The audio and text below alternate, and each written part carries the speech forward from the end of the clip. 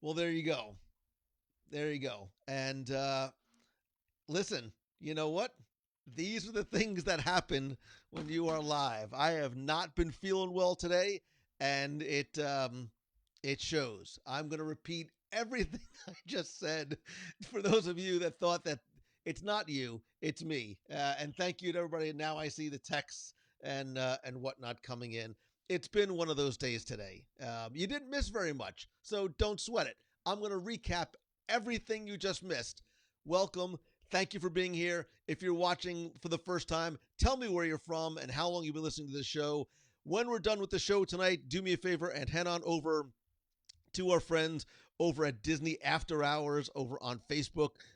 They have got a lot of fun stuff planned to celebrate the holidays and to continue on with some great live Disney content. And then Jason over at Here with the Magic also is doing some great stuff for Christmas, both from the parks and from his home. And you can also check out Carlos at Ponto Orlando and Colin Kendall over at Guide for WDW. Do me a favor if you are watching live. Not only do I want you to grab a snack, but tag and invite a friend in the comments. Now that you can hear what I'm saying, listen. I've been doing live shows weekly for almost 14 years. This is still the stuff that happens, especially when one, you do it by yourself, two, you're not feeling all that hot, and three, you are non caffeinated. Thank you for everybody for the messages and the texts. It's why I dig live, man, because you never know. It's not perfect. And I say all the time there's no more genuine and authentic medium than live video because this is the stuff that happens and you just can't edit it out. Hi, I'm Lou Mangello, and I'm human too. Anyway, let's move forward and move on. Let's get right into it. And talk about this past week's show, our Disney collections, collectibles, collecting, and Disney treasures. This is one that Connor Brown from WDW Opinion not only joined me on, but suggested. And it's really interesting because it's one of those things that I think we all do, whether we deem ourselves collectors or not. I think we have collections. Like I have a collection of Funko Pops. I have a collection clearly of Spider-Man and Disney memorabilia, but I've never sort of thought of myself as a collector. And thanks to everybody who has been posting in the clubhouse, who's been messaging me, um, posting on Twitter, sharing some of your favorite quote unquote valuable items, your collections, how you display it. Would love if you are just tuning in for you to share it. There's a post over in the clubhouse. And I'd love to hear from you tonight, not only what you thought of the show, but also what your favorite collectible is, what your favorite collection is. There's something that you want to collect, that you wish you could collect, or that you have been collecting for years. Yes, once again, thank you for all of the lots of wow. And now I'm seeing voicemails and emails, everything coming in about the lack of audio. Listen, it's cool, man. It's what happens. So, Ben says we've been collecting Lego pins, mug, and Christmas ornaments. Ben, and I also want to give you credit for calling them Lego and not Legos. There is no such thing as Legos. It is always singular. The plural of Lego is Lego. Nerd alert. I know. Um, I didn't even get it. I was welcoming some of you in individually by name. I won't go back and do it, but thank you. I love you and I appreciate you being here.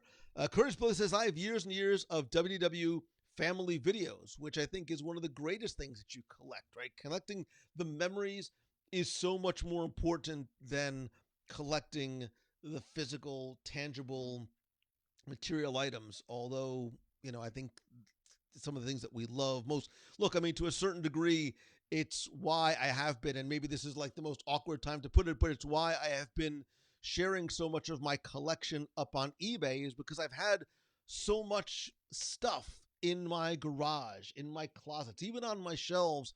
And I'm in this sort of stage of life where I'm trying to pare down some of the things, and I want to share them with you, especially if they are things that you might want to add to your collection or as a collectible. I know there's been some things that have been so interesting. As a seller, sometimes it's interesting to see what resonates with people, what some of the more popular items are, and sometimes things I'm disappointed in, like they were meaningful and quote unquote valuable to me, and necessarily didn't reflect in the auctions. But it doesn't matter. It's a matter of sharing those items. Megan makes a scrapbook for every trip, collects pins, shot glasses, which Disney likes to call toothpick holders, T-shirts, and home decor. Jana Elias is now she collects. Wait a minute, she collects Jeremy Goff's signs over at. And wait, I think I still have. Oh God, I don't have it ready. Um, yeah, Jeremy Goff's. If you just if he posts in the group all the time, it's D dash signs by Jeremy Goff. Kenyon collects pounds, especially during the holidays. Welcome to the Lou Mangello Club, Kenyon, and especially during uh, COVID, I have been collecting the pounds and hoarding them. I'm like a bear, like getting ready for the winter hibernation. So, Mike collects Erebus Brothers crystals and pins. You know, pins are interesting because they seem to be on their face an inexpensive collectible. It's an easy thing to start, $6, $7, $8, $9 for a pin. However, depending on how you collect, whether you are a completist, you're looking for a set of a certain attraction, whatever it might be, you just don't realize how many hundreds and thousands of different types of pins there are out there. Becky collects Rocket. She also collects bottle. Never mind. Becky collects Rocket. She loves Rocket Raccoon. I have done my part to try and add to your collection, and you never know what might be coming your way for this Christmas holiday season. Mary Wall has a whole room of Polynesian furniture in a pod sitting in her driveway right now. I think Mary bought this stuff and hasn't quite figured out exactly where to put it. Magnets. Becky used to collect pins as well. Bill Swan collects older Disney items, pre-plastic toys, have an old projector, old Disney film reels. Bill, I think I saw it was your post in the clubhouse of some of those older Disney film reels. And that's what I love about this topic is that there's no right or wrong way to collect. There's no right or wrong thing to collect. It's such a personal, subjective thing. What's valuable to us on an emotional level might be meaningless to somebody else, and I think that's the beauty of it. Beth is collecting masks. Michael collects spores, moles, and fungus. I got that reference. Valerie collects stuff, lots of stuff. Kira collects joy. You go over and check out Kira's new podcast. Is Joy is True Beauty. She's over at Joy is True Beauty. You want to watch somebody spreading? You want to collect positivity? Go check out Joy is True Beauty with Kira. Just started just a couple of months ago. Colin Kendall from God for WDW says, I have a pretty elaborate Vinylmation collection when that was a thing. Colin, it's funny. Like Funkos, I didn't like them when they first came out. Next thing you know, I had a collection of them. I purged most of them, but you might be able to see here, I still have a collection, but they are just Spider-Man ones. As I started to pare down my Spider-Man collection, I had so many large and small items that I wanted to sort of, and I'm not done. Spoiler alert: this is all going to change. There's a project in progress here. This is all going to change. It's going to look very different, and you can't even see some of the things that are there up on the top of the shelf. My Samurai Mickey, my Haunted Mansion Bat Stanchion. Michelle Carter collects pins, music boxes, snow globes, clothing, statues, and many more. I just sold a music box, and there's a little part of me that regrets doing it. It was a Walt Disney World music box from like 71, 72. But here is my Mystic Manor music box, which I absolutely love. And it's probably my favorite item that I brought back from my trips overseas. Jason Miller sees people collecting Disney tattoos, which are great unless you decide not to collect tattoos anymore.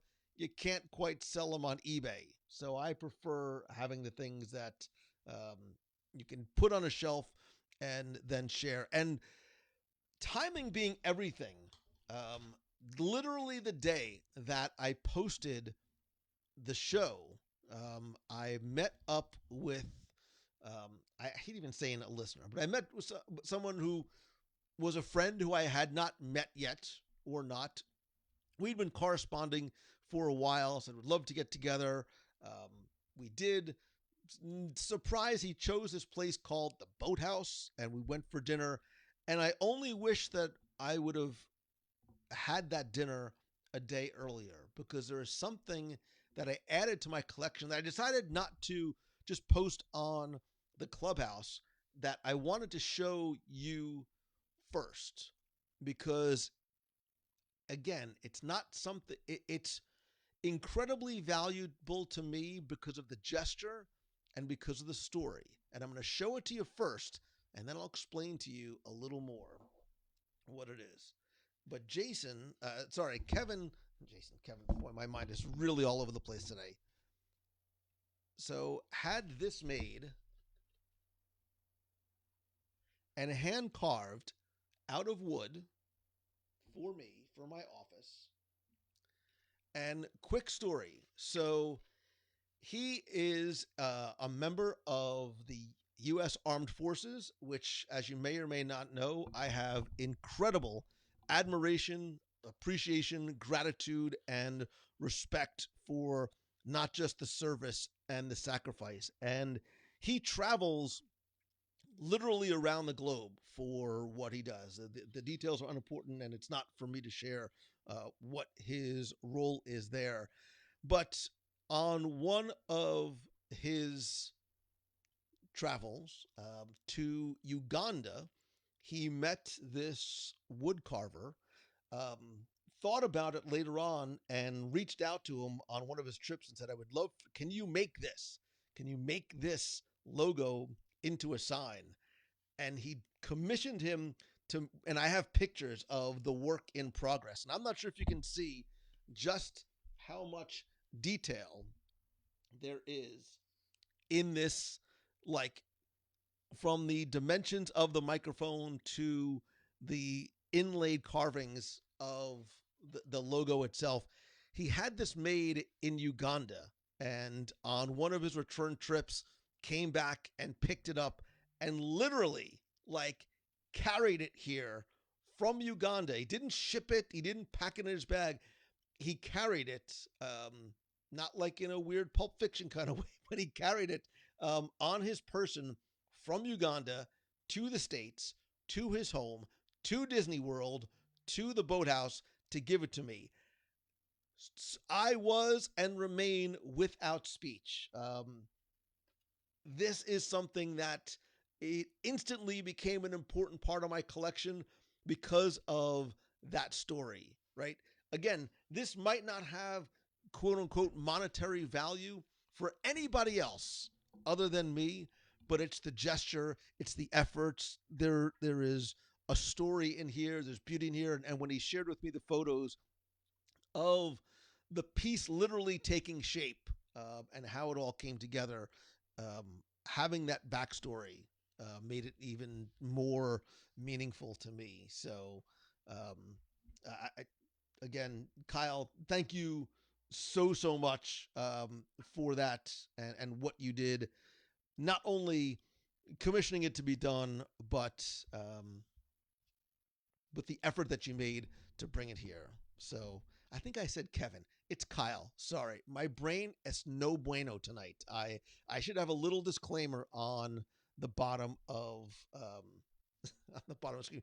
So Jeremy, yeah, I didn't want to say I thought of Pulp Fiction, but I did too. This watch, and I wasn't going to do a really bad Christopher Walken because even on my best day, I shouldn't do a really bad Christopher Walken. But it's and that I think was the takeaway from this segment too, in terms of the things that we collect and the things that are important to us are not the ones that necessarily reflect the potential selling price on eBay. It's what they mean to us on an emotional level. So please go to WDWRadio.com, click on show 612. You'll see some of the items that I mentioned on the show in the show notes, as well as Connor's photos from his collection, especially his as a cast member. So many things he talked about are things you could never buy in a store.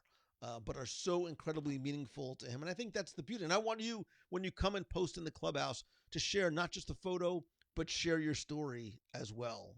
Or you can call the voicemail, 407 900 9391. Share your story about your favorite item and maybe how you came into possession to it. So I hope you enjoyed this week's show. If you did, you know what to do. Please, please, please help spread the word, whether it be on Instagram, Twitter, Facebook, Pinterest, wherever it might be, and direct people over to that episode or the show in general. It is incredibly helpful. And if you can, take a couple seconds, just review the show over in Apple Podcasts. Very, very, very helpful. So thank you for that. Jason bought Connor's book. Can't wait to read it. If I was better prepared, you would have thought that I would have had a copy of Connor's book to show you right now. I don't, but all I can do is show you this and tell you to go to WDWopinion.com. There you'll find Connor's blog, you'll find his podcast, and you'll find a copy of his book, which, by the way, speaking of books, makes really, really good holiday gifts, and I'm pretty sure you can get it in time. I think Connor actually is selling them also signed on his site too. You know what Connor's book would look really nice next to on your shelf? A copy of one of these bad boys. Listen, I can't not do it. It's Christmas is coming. Somebody's got to pay for these kids' presents. Disney Interviews Volume 1 is still available. You can find that at DisneyInterviews.com as well as on Amazon and in Kindle format. If you have the book, I will tell you, reviews are incredibly, incredibly important. Take just a couple of seconds and review those on Amazon. Again, Julie Andrews, Marty Sklar, Alice Davis, Richard Sherman, 8 other true legends of Disney films, TV, theme parks, as well as those who help preserve the legacy as well. So thank you to everybody who has purchased the book, who has gifted the book, who has spread the word, told a friend, and who has left a review. The reviews are incredibly, incredibly helpful. And who knows, I might even have another giveaway of a signed copy of the book this week. And for those of you who reached out asking about, hey, I've got a copy of the book, how do I possibly get it signed? Stay tuned. I will share how I will be able to do that for you in a very easy and efficient kind of way. So I'm having book plates made up. I will then, if you have a copy of the book, I will send you out a signed book plate, and you can put it on the inside cover. So there you go. Let me just verify that the microphone is actually still on. Okay, there you go. I look like Clark Kent with those glasses. I'm hoping that you mean super handsome Christopher Reeve in 79 Superman Clark Kent, and not the weirdly sort of disfigured and computer generated face of whoever the new guy is in the movie that nobody saw because it was really, really bad DC universe Clark Kent. But thank you. I am Kelly says, Lou, I look skinny. You listen, if I had a prize to give away for best comment of the night, that would be it. So thank you for that. Chrissy Viggs, I did not find a PlayStation 5 yet. And I will tell you, because I love my children, one boy in particular, I may or may not have been at Walmart at 5:15 this morning. I had a little bit of inside information that they were getting 6 in stock for when the store opened at 7, and I was the 7th person in line at 5:30 in the morning. I mean, I love you, kid, but hey, you know what makes a great gift, kids? Santa loves Disney interviews. There's pictures and everything. So it's like a coloring book. So no, there was no, I did not get a PlayStation 5. So dill pickle Doritos. Heather, I'm actually, if somebody can find me a couple of bags of wasabi flavored Doritos, wait, you find me 2 bags of wasabi flavored Doritos, I will send you not only the Disney Reviews book, but I will send you a WW Radio mug too. I don't know what else. I won't send you the sign, but I'll send you these. I cannot find, man, Mangello. I cannot find the wasabi flavored Doritos, which I know were available in Japan and then at Costco. Like they were available here at Costco for a very short period of time, and I was not able to get my hands on them or my mouth around them. So, But anyway, you should have offered to swap the PS5 to the person ahead of you for your book. Aside, I don't think, Kevin, based on the stories that some of these people were telling, there were three sisters that were there. They said they were looking for their children. I believe them. She said that for the past 4 or 5 days, they have been getting up every morning at 4 a.m. and going to Walmarts in like Orlando, Kissimmee, Claremont, Ocoee, like trying to find 4 a.m. every morning. I love you, kid. There's limits to, yeah. So whatever. Jeb says, what interview was the most fun to do? That's interesting. Nobody's asked me which one was the most fun. Like, I can't say Julie Andrews because I was like so nervous because it's Julie Andrews. Alice Davis, probably Alice Davis, because she's this sweet old woman. That I had to edit her out. I was in her home. She showed me Mark Davis's studio. It was, whether I would have left with the interview or not, having the experience of talking to this sweet, sweet, sweet woman was a lot of fun.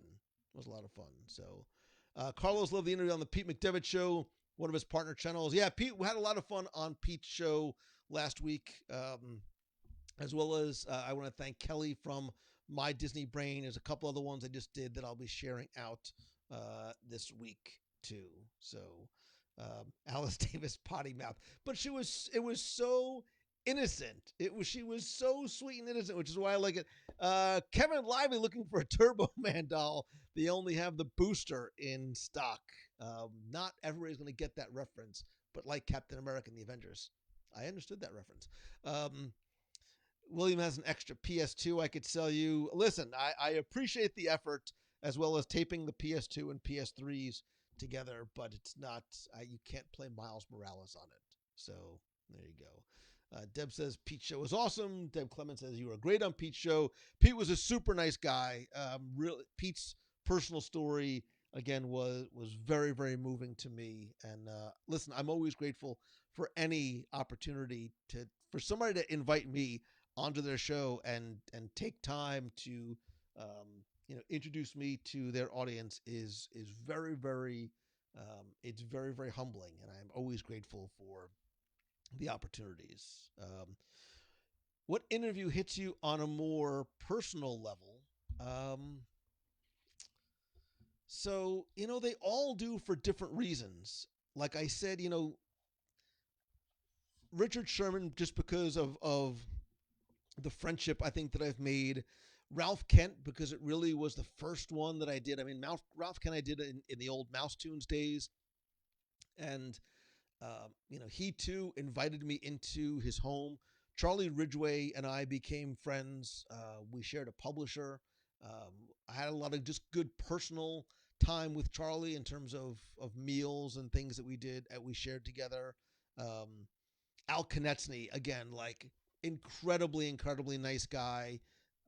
Name that you might not necessarily know, which is part of the reason why I put him in the book, because I want to introduce you to some of these people who you might not necessarily know, but who have fascinating stories as well. So there's personal stories I could tell about each, which is why that I like putting them in here. So, is there an Imagineer he would have liked to have interviewed?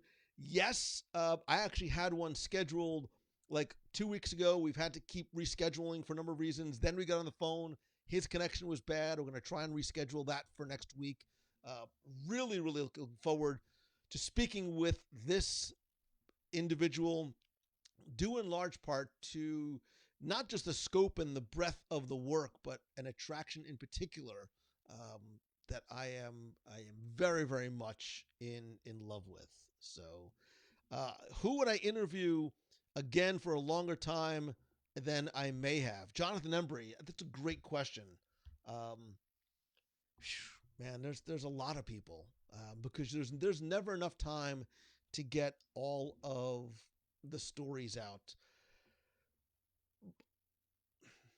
I hate doing this because I don't want to seem like I'm name dropping, but I think there'll be a time, hopefully soon, possibly after tomorrow, when we get announcements for what is going to be coming for the slate of movies and Disney Plus series from the Marvel Universe. So Kevin Feige, again, someone who I consider to be a friend, I would love to chat again with, especially as we start to see what Phase 5, both on the big and small screens, and I think in some other aspects, is going to look like. His is a story that is just beginning.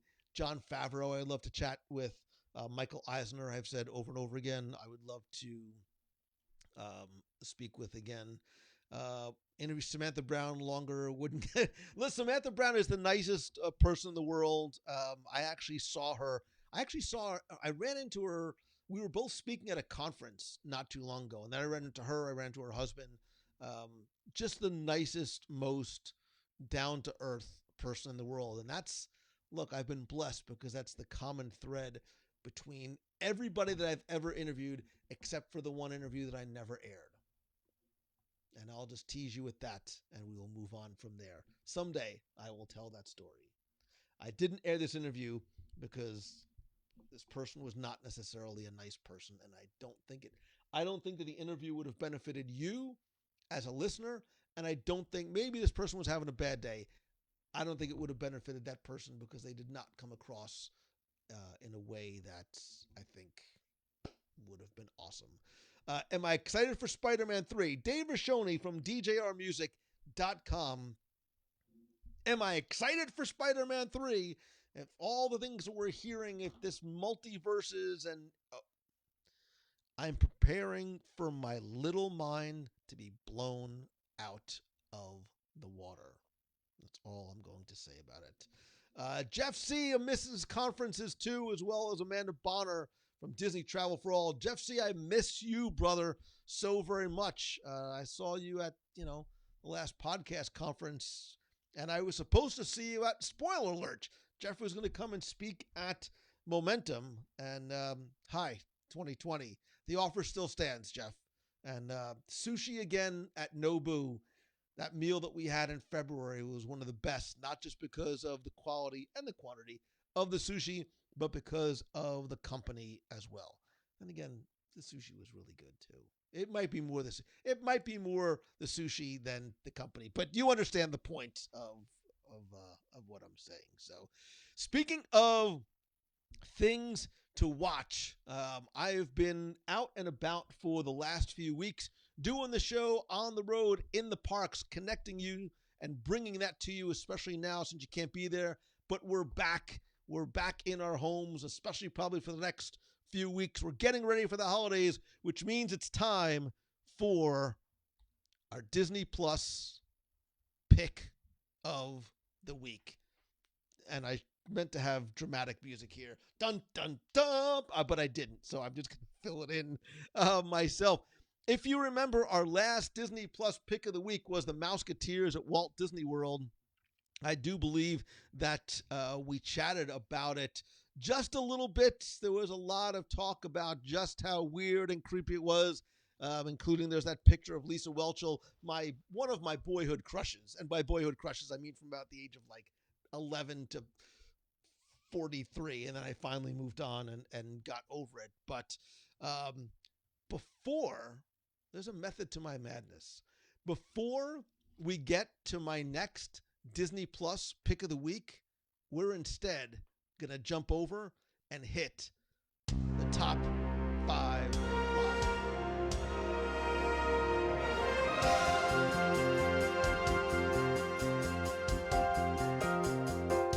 Now, as you know, my top 5 live is a collection of sort of it's like a half of a top 10 list, as it were, where I talk about some of the best, not just from the Disney parks and Marvel and Star Wars, but as you can see, because we are getting ready for the holidays, I really wanted to talk about some of the best and some of my picks for the top holiday movies on Disney Plus.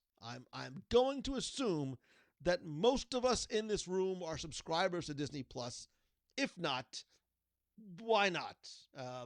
Give up one Starbucks a month and do it, because there is good stuff. Just to show you how much, I'm going to share my top 5 holiday movies on Disney Plus, and then I'm going to give you not one, not two, but 3 bonus top 5 lives. We're going to go through these quickly ish. So here we go. Number 5 is Mickey's Christmas Carol from 1983. I don't care if you have kids, are a kid, used to be a kid. Mickey's Christmas Carol is, look, we know the Dickens classic. We've seen it over and over again. This is one of the most fun, most cute iterations of it anywhere, anytime. Coming in at number 4, The Santa Claus. I will tell you, when I first saw this movie in 94, I was like, okay, it's nice. I have really, really grown to love The Santa Claus a lot. In fact, just watched it 1.5 times. I couldn't finish the last time I had to get to a call. But I love The Santa Claus. I dig Tim Allen. And this might not be the only time you see The Santa Claus on the list. Coming in at number 3, how could you not have Home Alone? Cute little Macaulay Culkin before he got to be old and weird, creepy Macaulay Culkin.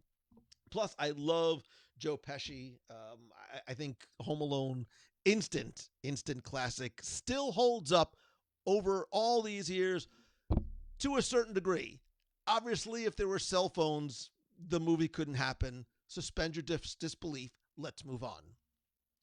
Coming in at number 2, Miracle on 34th Street. And you might not think about this when you think about Disney Plus, but I have to tell you, because this was on Disney Plus, I had to put it on here. There is no way that I couldn't, because it is the quintessential timeless classic. I would have felt wrong had Miracle not on 34th Street being on Disney Plus not made it onto the list. And you probably can tell just by the background graphic alone, Light the Lamp, not the rat, Light the Lamp, not the rat, and Tiny Tim, who is not dead, The Muppet Christmas Carol from 1992. I absolutely love this movie so much. Still holds up. Michael Caine is brilliant in this as the only human actor other than the really, really, really, really weird Ghost of Christmas Past. The little fairy ghost, little scary. Once again, I must ask you to remember that the Marleys were dead and decaying in the graves. Just so many good lines, especially given to Gonzo. Of course, we can't have a top 5 list without a couple or more honorable mentions. Home Alone 2, Santa Claus 2. I put Home Alone on 2 twice. That wasn't supposed to be there. Home Alone 2 is supposed. I loved Home Alone 2 so much, I put it on there twice. And Mickey's not once, but twice Upon a Christmas.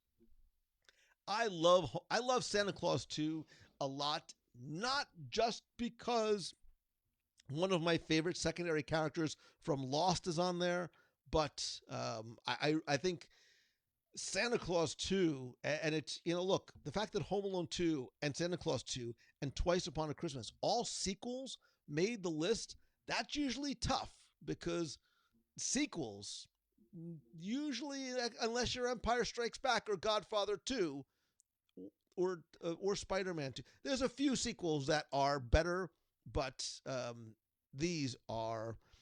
So, Mike, I knew somebody was going to ask me. Nightmare Before Christmas is not on this list. I have tried to. This is it's a personal list. Plus, I would also make an argument. Nightmare Before Christmas is more of a Halloween movie than it is a Christmas movie. I think it can play both sides of the coin.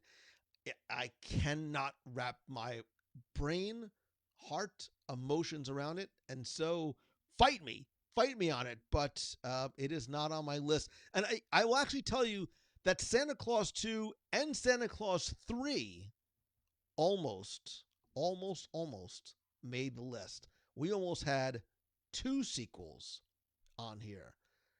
Tacey Atkinson, I see what you're asking, and I'm going to answer that question for you because in addition to my top 5 holiday movies on Disney Plus, I think let's keep this train rolling because I want to share with you my top 5 all-time best Disney movies, Disney Plus or not.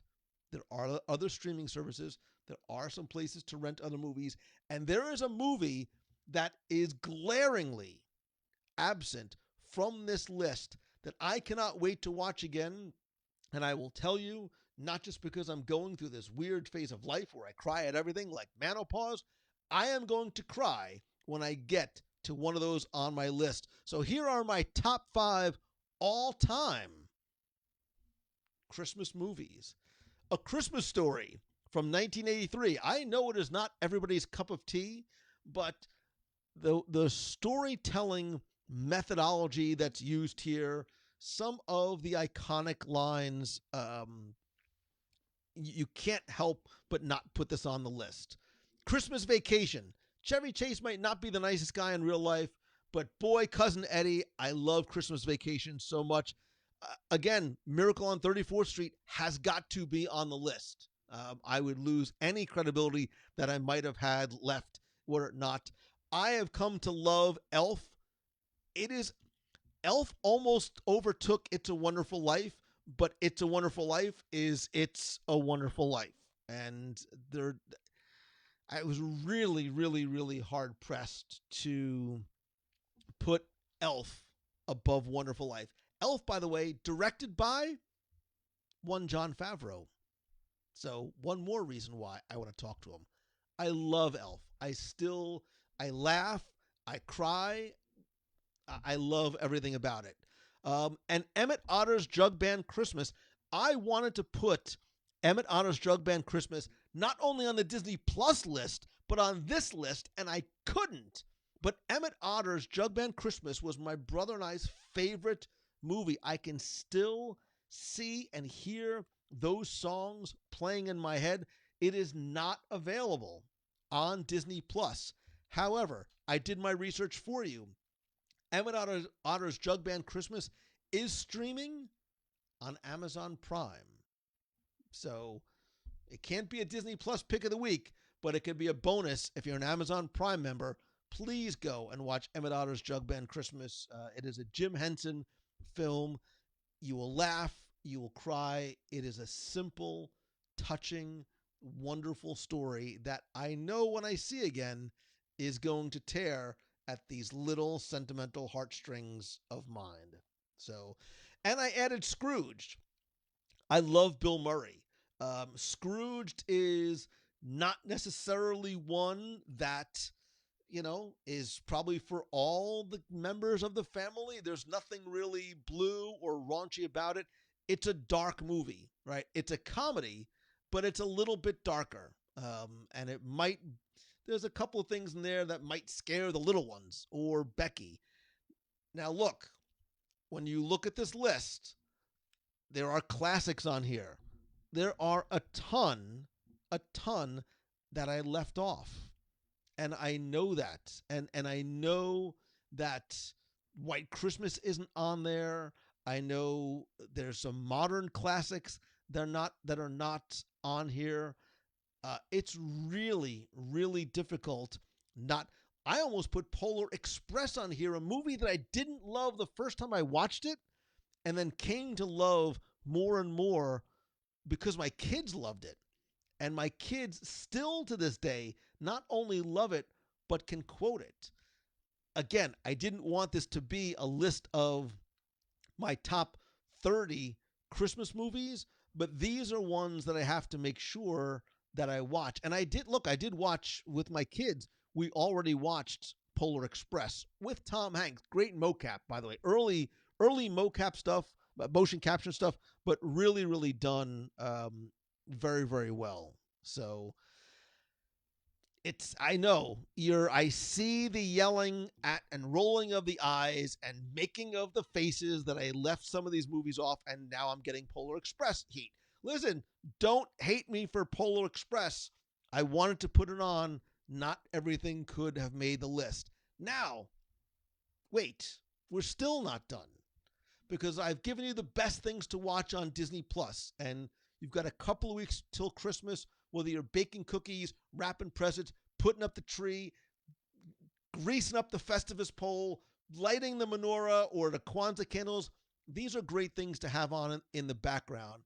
But there's some movies that didn't make the list because I'm not really sure if they're Christmas movies. So my next bonus top 5 is the top 5 movies that are they even Christmas movies?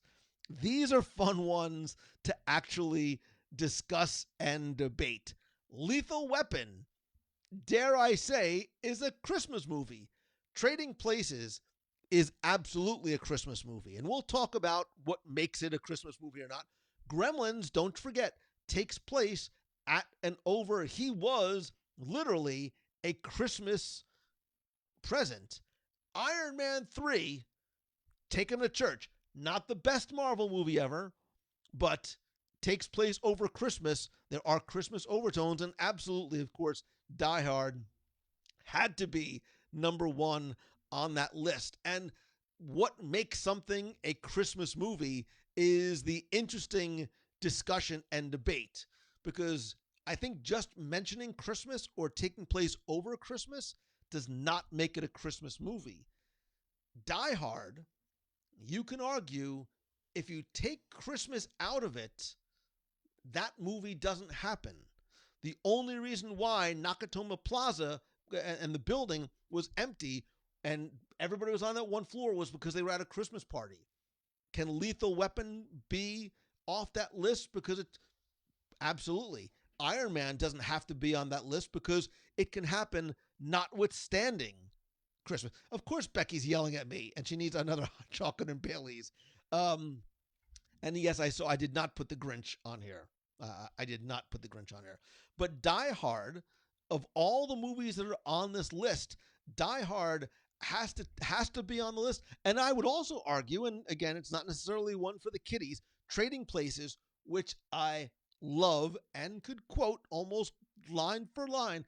Trading Places, some of Eddie Murphy's best work. There's a couple of adult scenes, but not overly like raunchy. That too needs to take place over Christmas time because of what happens, with the crop reports on New Year's. So it does have to be a Christmas movie. So I think it very much fits into the list. Now, I know that there's other movies that you could argue on or off, but then I see some of you guys going, whoa, Mangello, what about this one? What about that one? What about Charlie Brown? What about... Don't worry, because I have yet one more. But wait, because listen, not every Christmas special showed up in theaters. Some of them showed up on the small screen, and some of those are my personal favorites. Insert Christmas Time Is Here, Sleepy. I don't want to get, copyright issues, but Christmas Time Is Here, Charlie Brown, some of those. Let's talk about the ones that were Christmas TV shows. These are the ones that I grew up with. Frosty the Snowman. A Charlie Brown Christmas is a sad, depressing, yet wonderful classic. Santa Claus is coming to town. You better believe I am going to cry every single time I watch it. Adult, kid, whatever it might be. Same thing with Rudolph the Red-Nosed Reindeer. I was Rudolph. I was the kid that nobody wanted to play with, and I am telling you that number one is an absolute joke. I do not want you to sit through, because you can't, the Star Wars Holiday Special, but any of the Rankin Bass shows, Frosty, Santa Claus, Rudolph's Shiny New Year, any of the ones on the Rankin Bass list. And if you've ever seen how those were made, is incredible. And I love Burl Ives as Frosty the Snowman. Burl Ives from Summer Magic. There's your Disney connection. There was something about his voice that was always comforting to me. The Island of Misfit Toys. Nobody wants to play with a Charlie in the box. Like, I loved the little Misfit Toys. I was a Misfit toy. So I think the Rankin Bass specials, like if I had to sit down for 2 hours and watch any of the things on any of these lists, I would watch the Rankin Bass shows back to back to back to back, and you still can find them. And yes, Jeffsy, Boba Fett's premiere was on the Star Wars Holiday Special, which is crazy. And so was Life Day, which was connected directly to The Mandalorian. If you go back and watch The Mandalorian's origin story, you see the red robes that they were celebrating Life Day. It's all connected. John Favreau, I love you, man. You are so good. So good at this. There's also the new Lego Star Wars Holiday Special, which is on Disney Plus. I had hoped it was going to be a Lego version of the holiday special and have like a 2-hour B. Arthur song in the cantina as she's cleaning up and kicking out all the drunks. It's so weird. It's so bizarre. It is not. It's fun, a little bit geared more towards a younger audience. I would have loved to see a few more references to the incredibly awful holiday special, which was aired only once and then never aired again. But like the story that I told about my dad getting the Star Wars and Empire Strikes Back bootleg videotapes from Crazy Eddie, we also had the holiday special. My brother and I watched it like half a time. Not good. Star Wars Holiday Special or Episode 2 Attack of the Clones? If I had to burn one, it would still be Attack of the Clones because I can't even laugh at that one. But anyway, there you go. Katie, Olaf's Frozen Adventure, Prep and Landing, they're absolutely Christmas specials. I like Prep and Landing. I think it's a nice, modern, quote-unquote classic. We'll see how well that holds up for the people that grew up with it, like over the last few years. Will that be one that they go back to, 5, 10? Is it one that they show their kids later on? So here you go. So here's my list one more time. Here are the Christmas television shows kicking out holiday special because it doesn't really matter. And don't forget the Disney Parks Magical Christmas Day celebration. Over the years, I think it's become a little bit more, when I say commercialized, feeling more like a commercial as opposed to connecting you to the parks. But it is sort of a Christmas tradition to watch that. The Rankin Bass ones, in no particular order, are my favorites. Santa Claus to come into town, Jingle Jangle, I'm Mr. Heat Miser, whatever I touch starts to melt in my clutch, but I almost sang it. I'm more of a Mr. Snow Miser. But anyway, that probably is something for me and my therapist to go over. So that's my Christmas TV show list. Here's my list of, are they even Christmas shows? Are they even Christmas movies? Do they even count? I know you could have, if I wanted to go DC Universe, you could have put Batman Returns on there with Michelle Pfeiffer as Catwoman because it takes place over Christmas, and Christmas is very much an integral part of that movie. But I think Die Hard, absolutely Christmas movie. Trading Places, absolutely Christmas movie. Iron Man 3 probably could fall off the list. Lethal Weapon probably needs to happen when it does. And certainly Gremlins 2 because he was a Christmas present. And here's my all-time Christmas movie list, Disney Plus or otherwise. You could mix and match this list. At least in terms of the top 5. The honorable mentions may or may not be ones that you've seen or love as much as I do.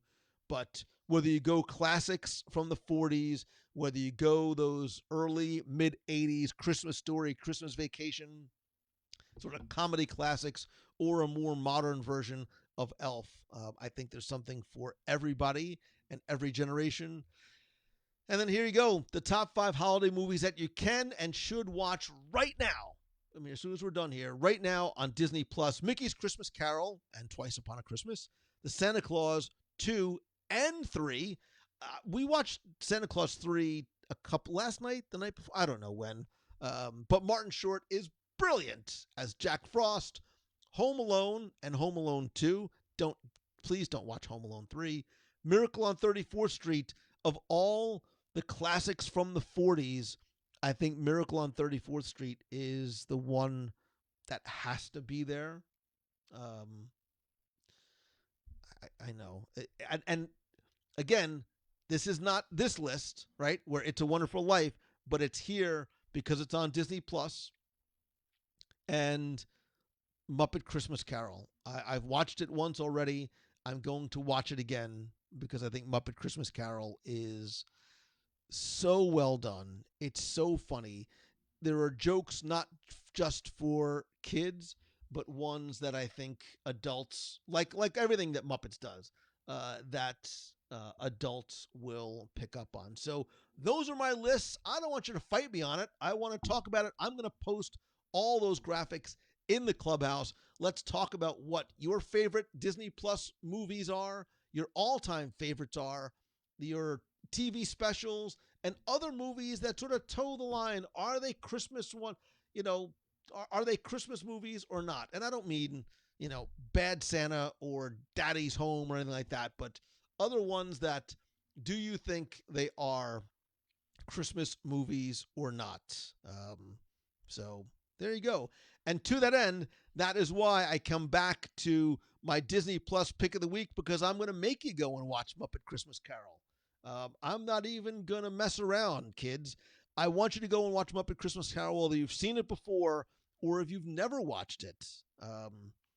Becky is type.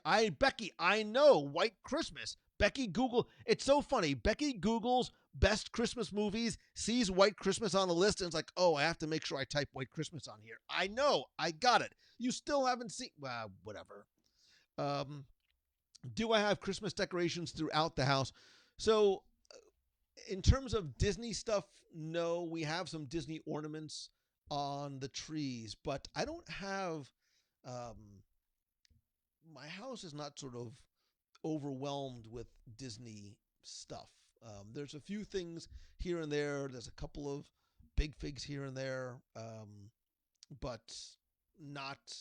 Um, yeah, it's not Disney stuff everywhere. So great film. Mickey's Christmas Carol, still the best. Look, I love the fact that you all have your own favorites. And that's part of the beauty of this season and the fact that now it's not what DVDs you own or what movie Blockbuster has in stock. Yes, I'm that old, but having access to all these movies, whether they be on streaming services or to rent for $2 to $3 on demand on your phone anywhere, especially for those of us that grew up with some of these and watching them, bringing back memories of seeing them with my parents and watching them with my brother and seeing myself in my room in Plainfield, New Jersey, like watching the Rankin Bass specials, making sure I tuned in at 7:30 to CBS Channel 2 to make sure I didn't miss them, because if you missed them, they were gone. There was no chance to watch them again. So the list very much comes from, like everything else, a very personal, very emotional place. But I want to hear your list. I want to know what it is that you have on it as well. Again, I'm going to post those final cards in the clubhouse. And then again, please watch Muppet Christmas Carol this week. We could talk a little bit more about it. Maybe even come armed with your favorite Muppet Christmas Carol performance or quote, because there are some great ones. Literally, my son and I, the other day, were going, there's a scene at the end. Spoiler alert. Tiny Tim does not. And Rizza goes, and Tiny Tim, who did not die, the delivery from Dave Coles was just spectacular. Actually, I interviewed Dave. If somebody wants to find that and link that up in there, I interviewed Dave probably a year or two ago. It was about something that they were doing, a newer special. That's a guy I'd love to have some more time to go back and chat with him as well. So there you go. So Crystal steers, by the way, from chasinghappiness.ca. You don't need to be Canadian to love Crystal and to chase and find happiness. Again, people bringing joy and positivity in your life. Crystal Steers waves the Canadian positivity flag. So this is me doing Crystal waving the flag. Really, really. Chasinghappiness.ca. Go and check it out. So that is going to do it, actually, for tonight's show. Let me just wrap up with a couple of things. Again, when we're done here, please go and check out After Hours over on the Facebook. Check out Jason, Colin, and Carlos for some of the fun stuff they are going to be doing there. Don't forget, if you're not a member of the clubhouse, join the community and conversation there. Also, please be sure and check out the all new WDWRadio.com as well. We got some new stuff coming that were planned for the first of the year. So definitely stay tuned. Also, I've got a bunch of really cool new eBay stuff. Speaking of Christmas, I've taken some of the things from that have been part of my Christmas tradition. Sort of, we've always had the monorail and some of the buildings, the Polynesian, the Grand Floridian. We've got Space Mountain, Dumbo, some of the other attraction sets that you cannot get anymore. I know Polynesian, I think, this is one of the auctions this week. You can find those at www.radio.com/eBay. Got a bunch of very, very cool. I'm going to wait till after the holidays. I have some very, very cool stuff, especially if you are a vintage toy collector, Star Wars, and some other stuff from the 70s and 80s.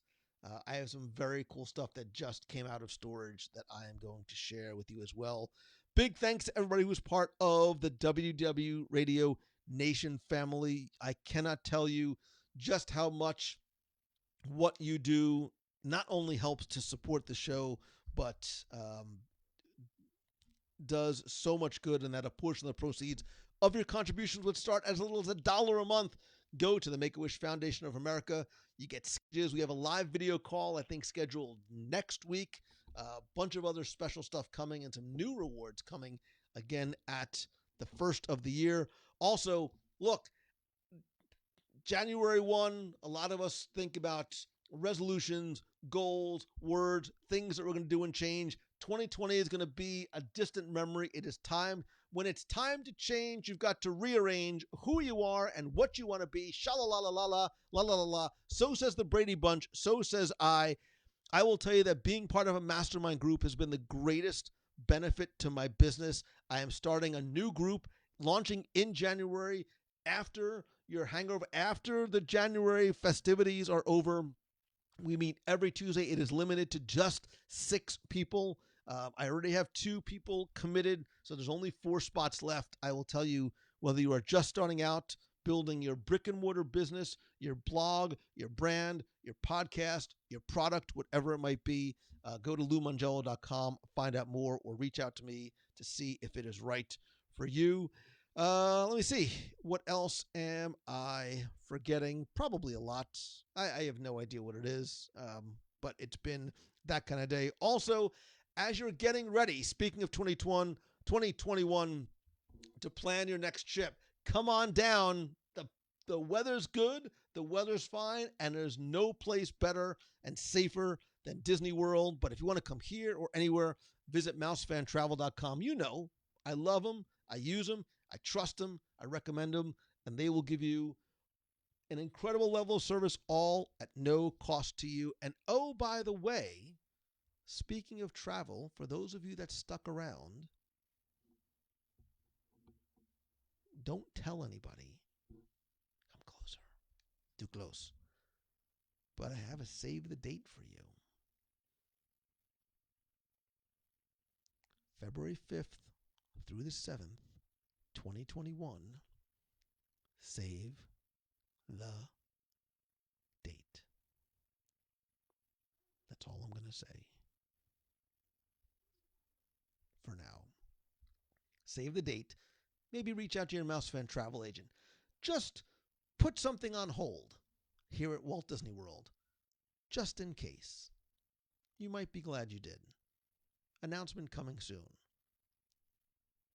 I just freaked Becky out, by the way. But there you go. So, there you go. The wheels of progress are still in motion. Once again, huge thanks to Kyle for his amazing sign. Someone in Uganda carved this by hand, and he brought it here. This represents not just Kyle and the wood carving artist in Uganda. It represents all of you and the things that you do for me, more importantly for this community, and just how much you all mean to me.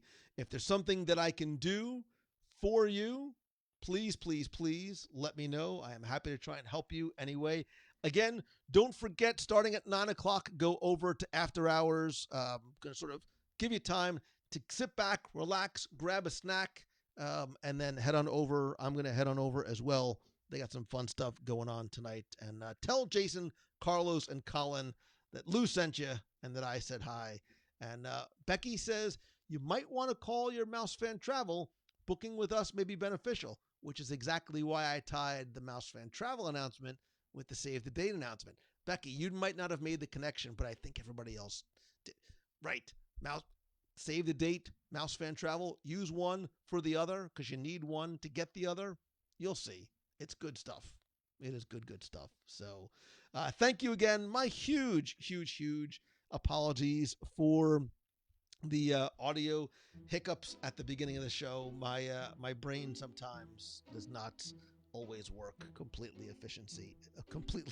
efficiently, but I love and appreciate you. Go watch Muppet Christmas Carol. Go post in the group, and please, please, please, if you can, please help spread the word. It is so incredibly important. Tell your friends, share, comment, invite people to come and listen. And if there's something I can do to help you, please, like I said, let me know. It is what I'm here for. Finally, most importantly, don't forget to choose the good in everything that you do. Be the good for other people as well. Let that be the thing that is most contagious this time of year. Let's get past all this COVID nonsense. Let's get back to handshaking and hugs. I love you guys. I appreciate you. So until next time, see ya.